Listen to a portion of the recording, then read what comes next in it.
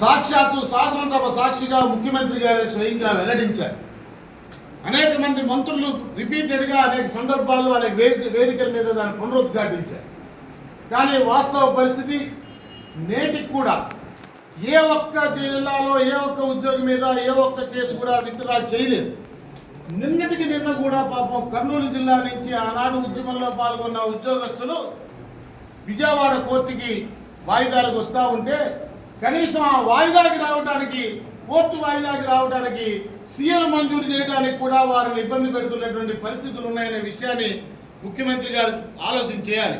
ఒకసారి శాసనసభ వేదికగా ముఖ్యమంత్రి గారు ప్రకటన చేశారంటే అదే చట్టం. It is in the floor of the house. ఎట్లయితే మనకి ఆంధ్రప్రదేశ్కి స్పెషల్ స్టేటస్ ఇస్తామని నాడు పార్లమెంట్లో ప్రకటన చేసింది చట్టం అని వాదించామో, అదే రకంగా సభా నాయకుడు సభలో స్వయంగా ప్రకటన చేసిన తర్వాత అది చట్టంతో సమానం.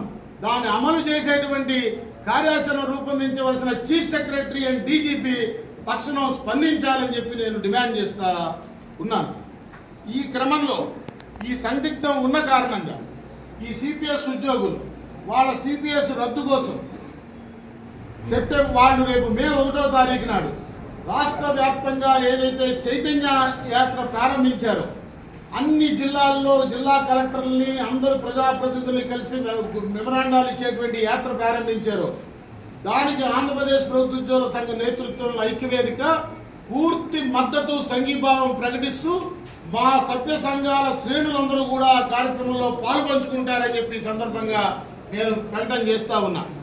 అలాగే సెప్టెంబర్ 1వ తారీఖు వారు గుంటూరు నుంచి అమరావతికి పాదయాత్ర ఏదైతే చేపట్టదలిచారో దానిలో రాష్ట్ర నాయకత్వంతో సహా నాతో సహా అందరం దానిలో పాల్పంచుకోవాలని నాటి కార్యవర్గం ఏకగ్రీవంగా తీర్మానం చేసింది. ఇక మాకు సంబంధించి ఆఖరి ప్రధాన